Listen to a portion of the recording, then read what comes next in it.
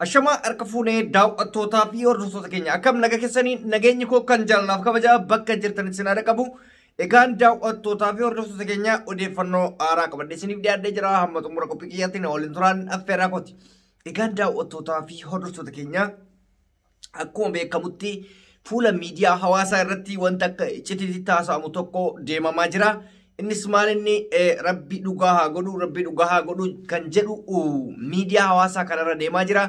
Garuu mootuu namoonni miidiyaa hawaasaa fayyadaman hedduun rabbi dhugaa godhuu kana hin beekne icciitii isaa maal akka ta'e maalinni kan dhugaa ta'uu suni jedhanii gaafii hedduu dhiyeessanii anis akkasumatti jala bu'ee waan san haasofsiisuudhaaf yookaan immoo adda baafachuudhaaf yaale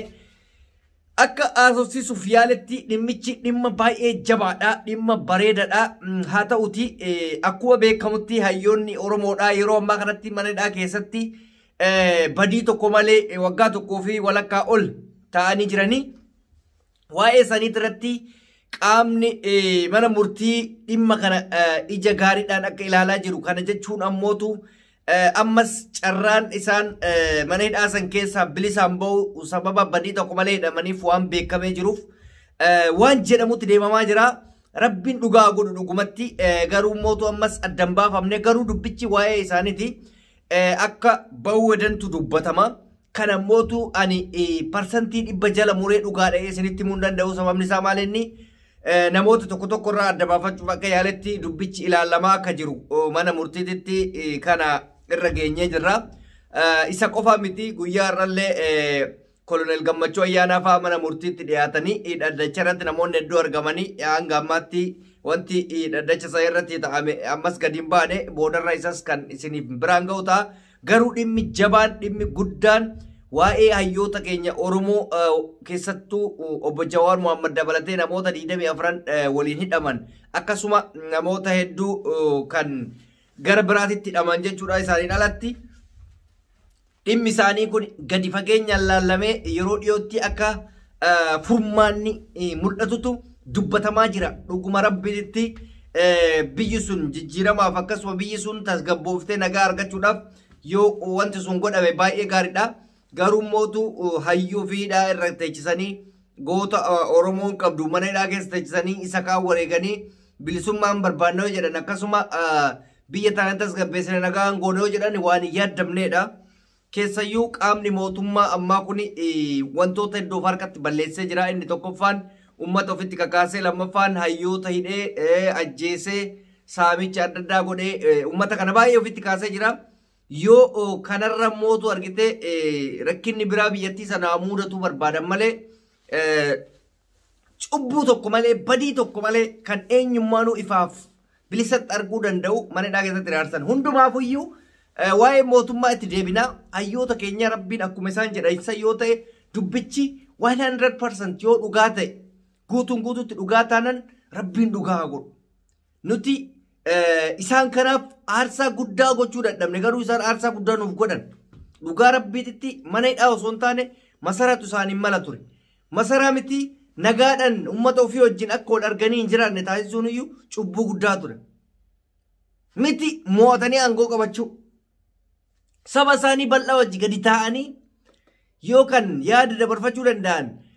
sabni kun waan barbaadu gochuufii danda'an waan gaarii ture. Garuu kana hunda afaan qabanii akka isaan saba kanaafis hin taane sabni kun akka isaaniif hin taane waan hedduu ta'amaa jira. Hundaafuu hayyoota keenya rabbi nagaa naa baasu inshaallah isin du'aa godhaa. Gammachuu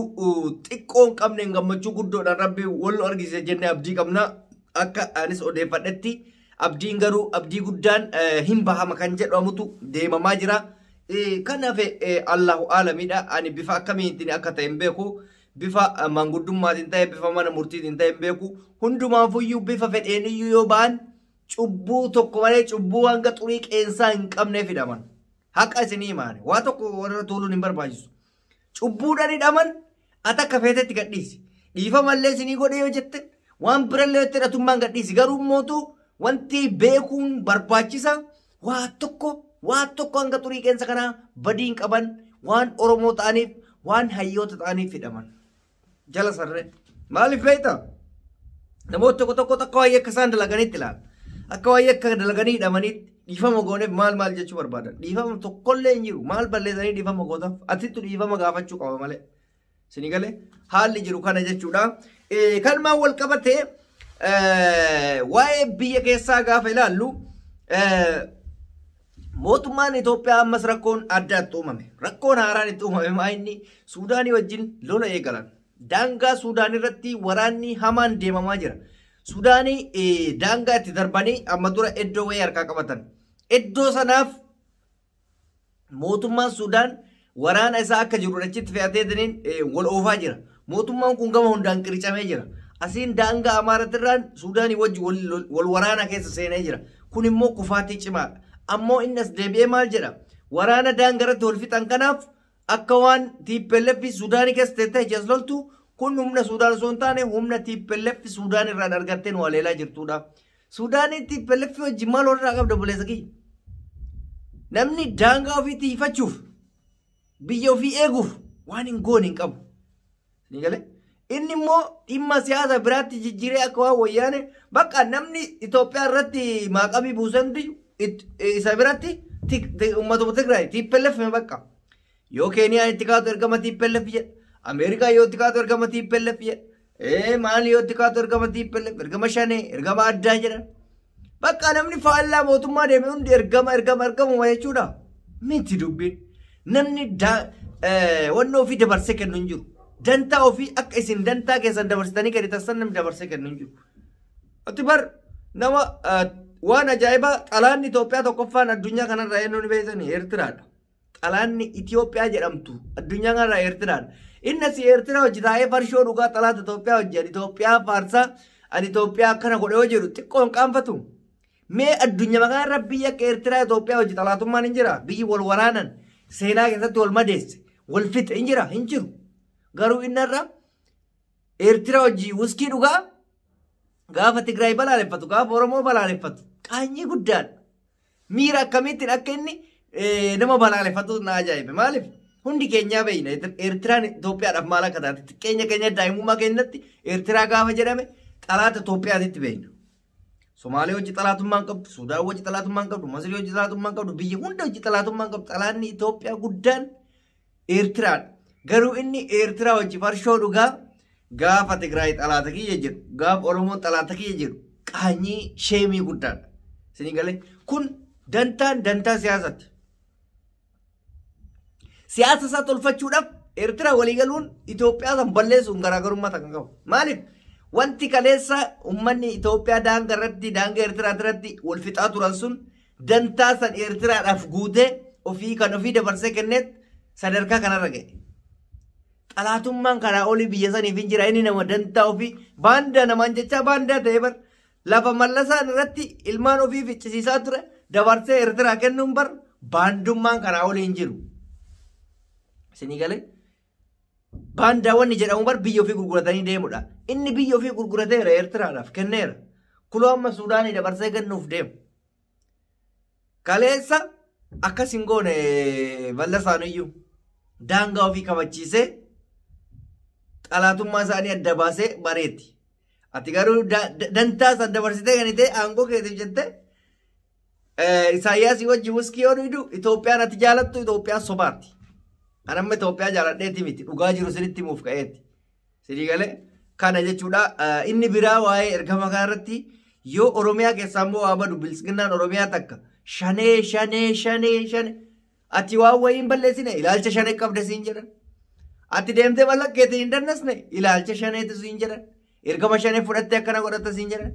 rakkoo keenii manne shaneetu si erge bakka afaan nagaa haasa'uun biyya Itoophiyaa keessatti ergama TPLF fi ergama shaneetis si farracha kana jechuun sodaan isaan TPLF fi shanee irraa qaban baay'ee guddaadha anamma afaan itti waan isaan shaneedhaniif shaneedha malee wanti shanee jedhu waraana bilisummaa Oromoo biratti hiikas ta'e gatii tokkoon qabu hiikaa yoo lakkoofsa 5 ta'e hiika qabu akka biraatti shanee wanni jedhamu hin jiru maqaa shanee jedhamu waraana keessas dhaaba keessas dhageenyas argines hin beeku maqaa diinatti shanee ka jedhamu nuuf ta'e immoo rakkoon qabu maqaa afaan Oromooti maafi mushkila afaan oromooti shanee onaan jette naaru maala oromoodha afaan maqaa oromooti ani afaan amaaraa wooka waa wayinaan hin jenne waan ta'eef kanan isinii dhaama egaan mee maaltu akka ta'amuu fi dhuma irratti waa'een jawarfaa dabalatee waa'een koloneel gammachuu ayyaanaafaa maaliin akka nutti dhufu gurruma keenya hin teenye dhaga'uuf teenya odeeffannoo haaraa yoo dhufe simbiraan hin ga'a turtii gaariidhaaf qabaadhaa reedii adam tv namoonni chaanalii kiyya afaan yaatata sabskiraayib gochuun maatii keenya dabalamaa nagaan naa tura.